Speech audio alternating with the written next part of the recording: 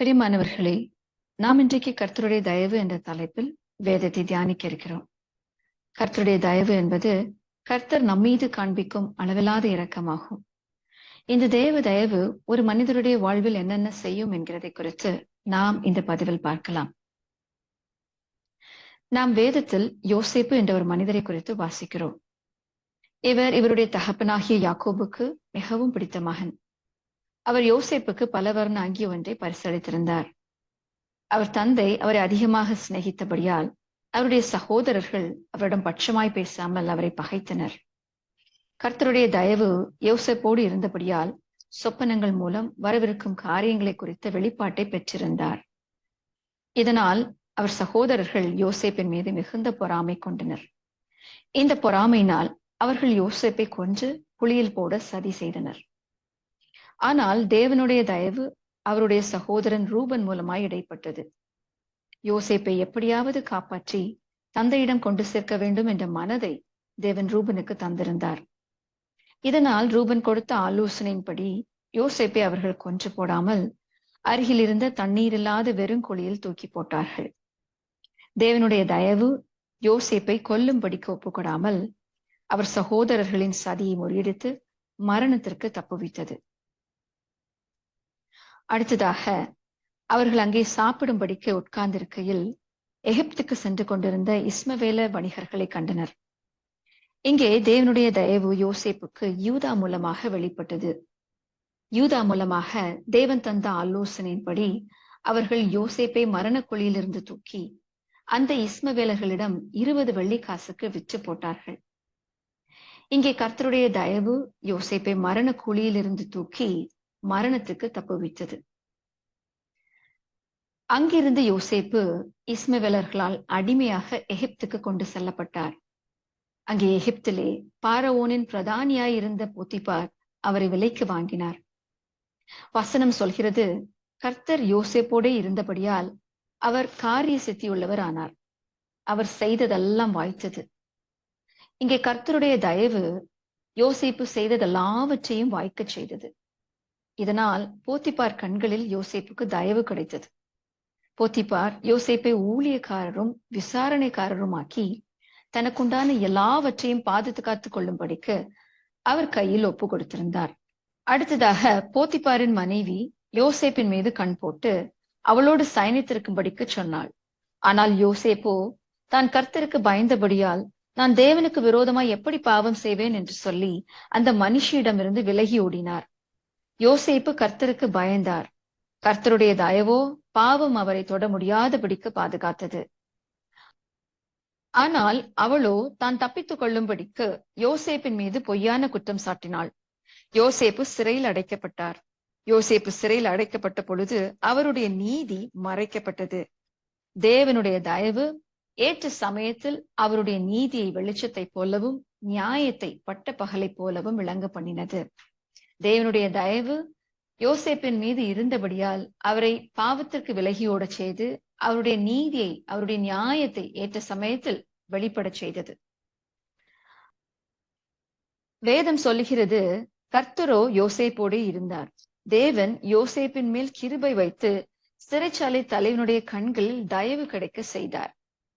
அதனால் சிறைச்சாலை தலைவன் அந்த சிறைச்சாலையில் வைக்கப்பட்டுள்ள யாவரையும் யோசேப்பின் கையில் ஒப்பு கொடுத்திருந்தார். யோசேப்பு அங்கு செய்ததெல்லாம் கர்த்தர் வாய்க்க செய்தார். தேவனுடைய தயவு யோசேப்புக்கு போத்திபாருடைய கண்களிலும் இங்கே சிறைச்சாலை தலைவனுடைய கண்களிலும் தயவு கிடைக்க செய்து அவர் செய்ததெல்லாவற்றையும் வாய்க்க செய்தது. அடுத்ததாக தேவனுடைய தயவு யோசேப்புக்கு கனத்தை கொண்டு வந்தது. தேவன் தான் செய்ய போகிறதை பார்வோனுக்கு கனவாக காண்பித்திருந்தார். அதன் அர்த்தத்தை அவரால் விளங்கிக் கொள்ள இயலவில்லை. பார்வோனின் மனிதர்கள் ஒருவராலும் அந்த கனவின் அர்த்தத்தை சொல்ல இயலவில்லை. அப்பொழுது கர்த்தருடைய தயவு யோசேப்புக்கு பானபாத்திரக்காரரின் தலைவன் மூலமாய் வெளிப்பட்டது. யோசேப்பை குறித்து பார்வோனுக்கு சொல்லப்பட்டது. யோசேப்பு சிறைச்சாலையிலிருந்து கொண்டு வரப்பட்டார். தேவனுடைய தயவு அவருக்கு அந்த கனவின் அர்த்தத்தை வெளிப்படுத்தி அதை பார்வோனுக்கு அவர் சொல்ல செய்தது. இதனால் சிறைச்சாலையில் இருந்த யோசேப்பு கனத்திற்குரிய ஸ்தானத்துக்கு உயர்த்தப்பட்டார். கர்த்தருடைய தயவு அவரோடு கூட இருந்தபடியால் ஞானத்திலும் விவேகத்திலும் யோசேப்பை போல சிறந்தவர் அங்கு வேறொருவரும் இல்லை. இப்படி தேவனுடைய தயவு யோசேப்பின் வாழ்வில் சகலத்திலும் வெளிப்பட்டது. ஏனென்றால் தேவன் அவரோடு கூட இருந்தார். அடுத்ததாக தேவனுடைய தயவு தீமையை நன்மையாக முடியச் செய்யும் ஒற்றுமையை கொண்டு வரும். தேவனுடைய தயவு யோசேப்பை கொல்ல நினைத்த அவர் சகோதரர்களுக்கு மேலாக அவரை உயர்த்தி வைத்தது. அவர்கள் யோசேப்புக்கு தீமை செய்தார்கள், ஆனால் தேவனோ அதை நன்மையாக முடியச் செய்தார். தேவன் யோசேப்பின் கரங்களை கொண்டு அவர் தகப்பன் வீட்டாரை போஷித்தார். முடிவிலே அந்த குடும்பம் தேவ தயவால் ஒன்றிணைந்தது. தேவனும் அவருடைய தயவும் யோசேப்போடு கூட இருக்க காரணம் என்ன? வேதம் சொல்லுகிறது, உம்முடைய கிருபை உமக்கு பயந்தவர்கள் மேலும் உம்முடைய நீதி அவர்கள் பிள்ளைகளுடைய பிள்ளைகள் மேலும் என்றென்றைக்கும் உள்ளது. கர்த்தருக்கு பயப்படுகிற பயமும் தாழ்மையும் யோசேப்பிடம் இருந்தது. இதனால் கர்த்தருடைய கிருபை அவர் மேல் மிகவும் அதிகமாயிருந்தது. இந்த கிருபை தேவ தயவாய் எல்லா சமயத்திலும் எல்லா காரியங்களிலும் அவர் மேல் வெளிப்பட்டது. போத்திபார் வீட்டிலும் சிறைச்சாலையிலும் அவர் உயர்த்தி வைக்கப்பட்டிருந்தார். ஆனாலும் கர்த்தருக்கு முன்பாகவும் மனிதர்களுக்கு முன்பாகவும் தாழ்மையாய் இருந்தார். தாழ்மை உள்ளவனுக்கு கர்த்தர் கிருபை அளிக்கிறார் என்று வேதத்தில் வாசிக்கிறோம். யோசேப்பு கர்த்தருக்கு பயந்து தாழ்மையாய் இருந்தபடியால் அவருக்கு கர்த்தர் கிருபையும் தயவும் பாராட்டினார். இந்த உலகில் அநேகர் இப்படி சிந்திப்பதும் பேசுவதும் உண்டு. நான் நன்றாக ஜெபிக்கிறேன், வேதம் வாசிக்கிறேன், ஏழைகளுக்கு உதவுகிறேன், பாவம் செய்ய மாட்டேன், ஆனாலும் நான் செய்கிறதொன்றும் வாய்க்கவில்லை, மனிதர்களுடைய சதி திட்டங்களுக்குள் மாட்டிக்கொள்ளுகிறேன், வாழ்க்கையில் சிக்கலும் கோணலும் சம்பந்தமே இல்லாவிட்டாலும் ஏதாவது பிரச்சனைக்குள் மாட்டிக்கொள்ளுகிறேன், எதனால் வருத்தம், எதனால் வேதனை, சிறுமை, எதனால் கனவீனம், இப்படி நீங்கள் சிந்திப்பதுண்டா? இந்த பதிவு உங்களுக்கு தான். யோசேப்பு கர்த்தருக்கு பயந்து தாழ்மையா இருந்தபடியால் அவருக்கு கர்த்தர் கிருபையும் தயவும் பாராட்டினார். நீங்களும் அப்படி யோசேப்பை போல கர்த்தருக்கு பயந்து தாழ்மையாய் உள்ளீர்களா? தேவன் நம்மீது கொண்ட அன்பினாலும் கிருபையினாலும் தன் ஒரே பேரான மகன் இயேசுவை நாம் ரட்சிக்கப்படும்படிக்கு இந்த உலகத்திற்கு அனுப்பினார். இன்றைக்கு அவராலே நமக்கு ரட்சிப்பு உண்டாயிருக்கிறது. அப்படியானால் நாம் அவருக்கு பயந்து நடக்கும் பொழுது இன்னும் எத்தனை அதிகமாய் நமக்கு தேவன் தயவு பாராட்டுவார்.